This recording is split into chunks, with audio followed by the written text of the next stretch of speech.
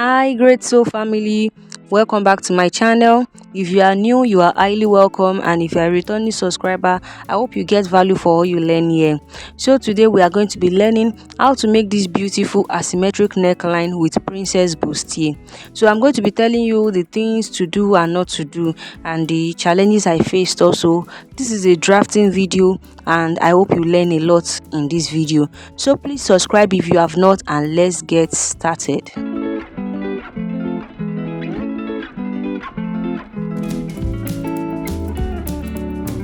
Welcome back, soul family. So here is the pattern paper I'll be making use of, and I've ruled out my starting line already.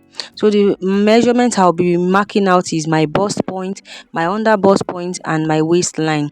Some people call the waistline half length also. So you are going to mark those measurements out from the measurement guide I have given. So you take the measurement on yourself and you mark it. Now I've ruled it out, and I'll label them so I can recognize them. Then now the next thing for me to work on is our neckline. So for now, I'll just input a basic neckline of 4 inches. Then my shoulder measurement divided by 2, I will input it. Then I'll add half inch sewing allowance to that point. From there, I'll come down by 1.5 inches. I did 1.5 inches in this video because you need the shoulder to sit well because of the kind of neckline we're making use of. Then I'll divide my bust by 6 and add 1.5 inches to it to get my armhole length. Then I'll try to input it from the shoulder point. That's what I'm trying to do here, as you can see. Then after that, I'll divide my bust by 4 and I will input it from that other end of the pattern paper. Then I'll connect it to the armhole length. Then I'll also divide the armhole length into 2, and from that point I'll come in by half inch so that we can get our armhole curve. Using my ruler, I'll connect it to the shoulder slope. Then using my curve ruler, I'll connect it to the point where I divided my bust by 4, and we've gotten the front armhole curve. Now the next thing I'll do is to divide my nipple to nipple measurement, that's the bust by 2, and I will input everything on the bust point, the under bust point, and the half length, because we need to input our Princess Bustier. Now to get the under bust dart, as in for you to know what you take for your bustier, I mostly use my round bust minus my round under bust. So my round bust is 40 inches, my round under bust is 32 inches. When I subtract it is 8 inches. Then I'll divide the result by 2. It will give me 4 inches. So that's what I'll use in getting my under bust bustier. So on this other part that looks a bit wider, I will input 3 inches, and the other side I will input 1 inch. So you can do half inch, 0.75, but make sure that the other side, that center front, doesn't exceed 1 inch. Then also at my bust point, to avoid pointy edge, I'll come down by 1 inch. Then look at the way I place my curve ruler. That's the way you are meant to place your curve ruler, so that your bustier can sit well and avoid any pointy edge. So from that point I came down by 1 inch. I'll use my curve ruler to connect it to the under bust intake like so. Then using my ruler, I'll connect the rest like so. So we've gotten the lower part of our under bust bustier. For the Princess Bustier, I mostly come down by 2 inches from the shoulder slope. So you can just measure 2 inches. Any point you wish, you can make use of it. Or you should divide your armhole by 2, and the midpoint, that's where you use for your under bust bustier. But this 2 inches works well for me. So now at my bust point, I'll come up by 1 inch. Then I'll connect it like so. Then using my curve ruler, look at the way I place my curve ruler. Your curve must sit well. Then I'll connect it to the point of my choice. Now to input your Princess Bustier, come down by 2 inches or 1.5 inches from the point where you marked your first princess dart line.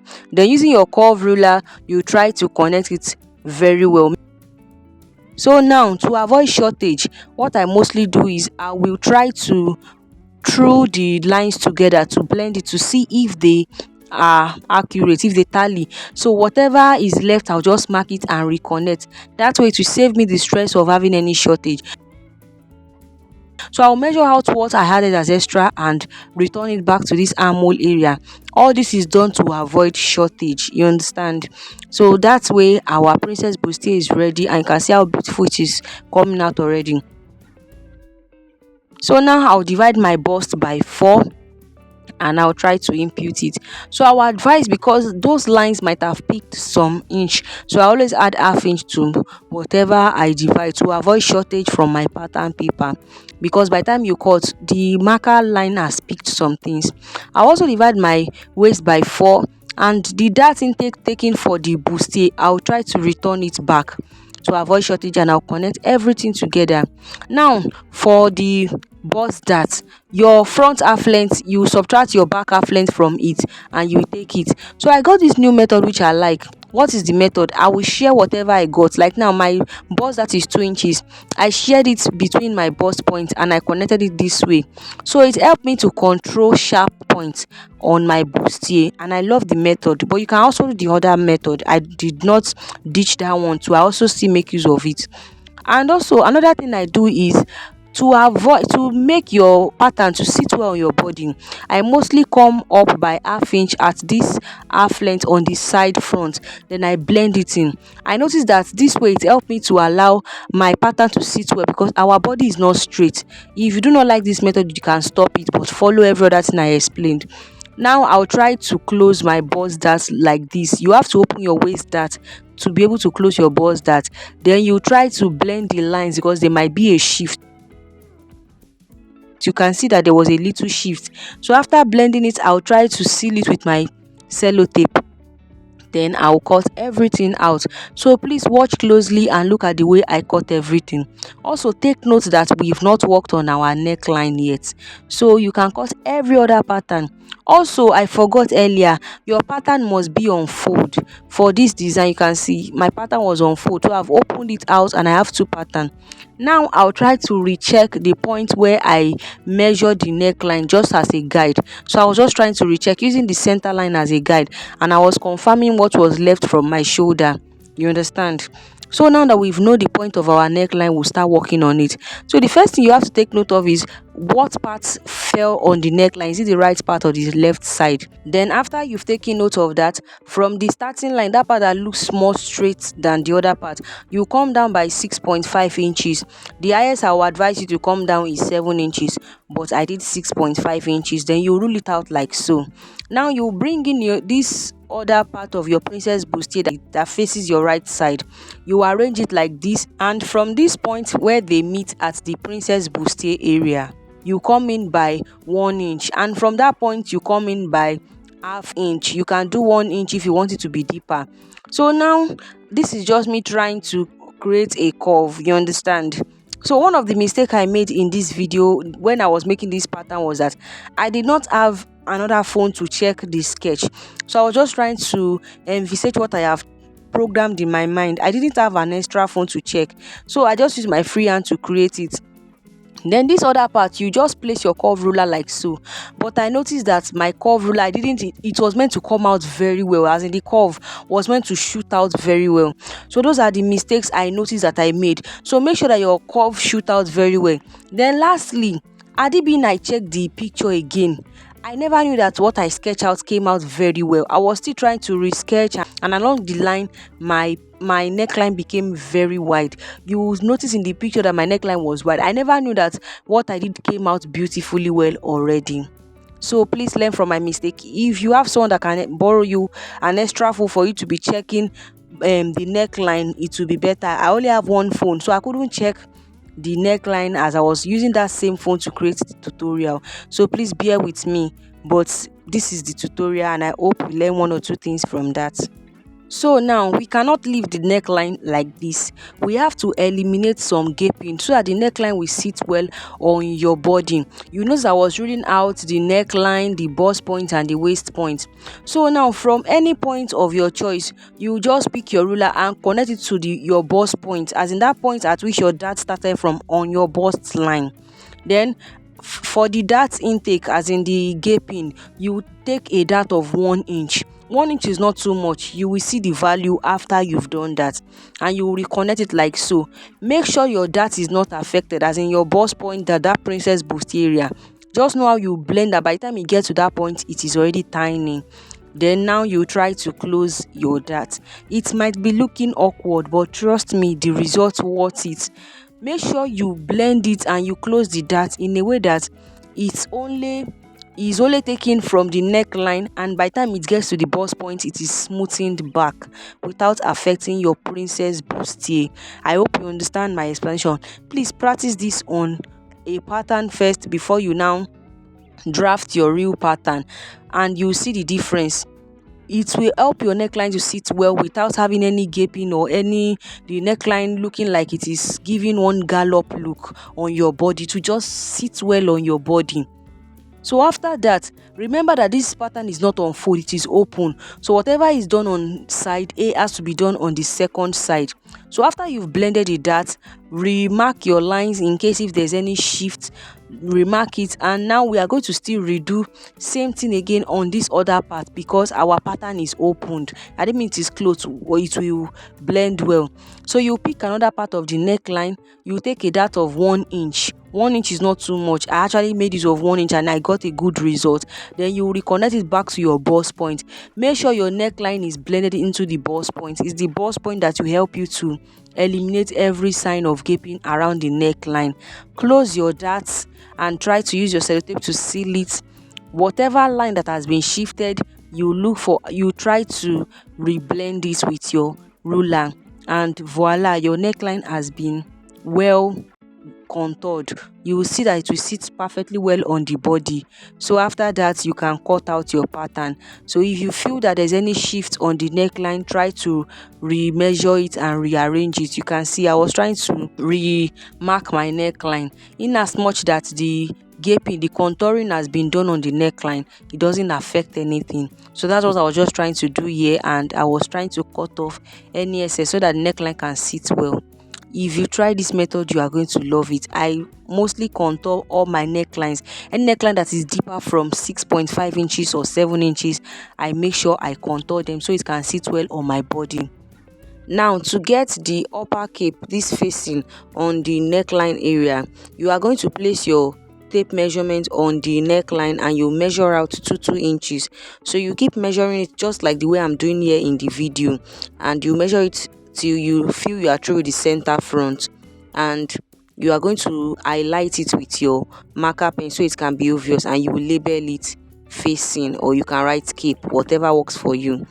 Now, because you can't cut this out yet because we've not transferred the pattern to your fabric, so you place your pattern on another paper and you use your tracing wheel to mark out, as in to trace out those lines that we are going to be using for the cape. If you do not have a tracing wheel, just get a pencil or a pen that has a sharp tip and dip in your hand when you are trying to trace it out, and naturally it will reflect on the other side. So this is me using my marker to highlight it so that I can see it, and after that I'm going to cut it out. That way I'll be able to know that this is my cape, and this is it. You can see how it came out beautifully well. Now we are through with the front pattern, and this is how everything looks like. As you can see, I'm going to set this aside so that we can work on the back pattern. So here is my pattern paper for the back pattern, and I've ruled out my starting line. So to get my zipper line, I am just going to mark in 1.5 inches because I'm turning this style with a lining. That's why I'm marking 1.5. If you do not plan to add lining, just mark 1 inch. Then I'll roll it out. This is like a temporary zipper line because we'll still contour our zipper. Then I'll input my back measurement and my neck width that I made use of in the front, which is 4 inches, and my back measurement. Then my shoulder slope of 1 inch, and I'll connect it to the neckline. Then also the armhole length I made use of in the front, I'll input it, and I'll also make sure that I input my shoulder measurement to get a straight armhole measurement. So that's just what I'm connecting. If you are following my videos on how to draft a basic bodice, you will understand all this. For the armhole curve, I'll divide my bust by 4. I'll input it, then I'll use my curve ruler to connect it like so. Now I'm going to rule out this line that my armhole length stops, because automatically it is the chest line. We are going to be needing it for our dart. Then I will input my back half length. Naturally your back is shorter than the front. So my back half length is shorter than my front, and I've input what I got. I'll drop a video on how to take proper measurements so you understand what I am explaining here. Now we'll contour our back with 1 inch so that the zipper can flow well on the body, because our back is not straight. Then I'll connect it like so. For my dart, I'll divide my bust span by 2, that's 4 inches. Then I'll add half inch to it. I mostly add half inch to my dart length so that by the time I finish sewing it, it will fall into my right bust span. So you have to remeasure everything you got from your starting line and input it on this chest line so that your dart will be straight. So that's so. Then I'll input my dart intake of half inch. Then after that, I'll connect everything straight into the chest line, as you can see. So if you have watched this stage, please do not forget to subscribe to my channel. If you have not, like, share to your loved ones so they can benefit from this. I share a lot of tips on how to make beautiful clothes. Now I'll divide my bust by 4 and input it from this new zipper line. Then I'll also divide my waist by 4 and I'll input it and return the dart intake to avoid shortage. Remember, all these measurements is starting from this new zipper line. So after that, you need to still contour your zipper. It is called the third dart method. I have a video that explains very well about this. So I'll just take that off and I'll connect it like so, as you can see. And with that, we have been able to add our 3 darts. That's the one on the zipper, the one on the half length, and the one on the waistline, which is our waist dart. Now I'm going to add my zipper dart back, because my zipper allowance back, because I like adding it on my pattern. So I made use of 1.5 inches for my zipper allowance, and I'm going to input it and roll it out like so. So after I have labeled this, for those who would love to make use of a princess dart for their back pattern, what I mostly do is I'll divide my armhole by 2. So after I've divided it by 2, I'll try to get the center point. That's after I've divided my armhole by 2, and from that center point I will come up by 1.5 inches. The reason why we come up by 1.5 inches is because our back does not have a bust, so it will give it an awkward shape if you just mark on that point. So when you come up by 1.5, it will make it look beautiful. Then also for the neck depth, we've not imputed it. I made use of 1.5 inches. You can use 1.5 inches or 2 inches for your neck depth. Make sure you connect it into your zipper line so that you won't get confused. So after that, I input the neckline and my back pattern is ready like so. So lastly, remember that there was a part I told you that if you want your pattern to sit well on your side body, you come up. You are just going to bring your front pattern to the back pattern and remark it so that there will not be any shortage. Everything will blend well at the sides. So with that, the pattern is ready. I hope you learned something new from this video. I'm sorry I couldn't film the sewing part, but I hope you learned something new in this video. Please subscribe to my channel and see you in my next one. Bye.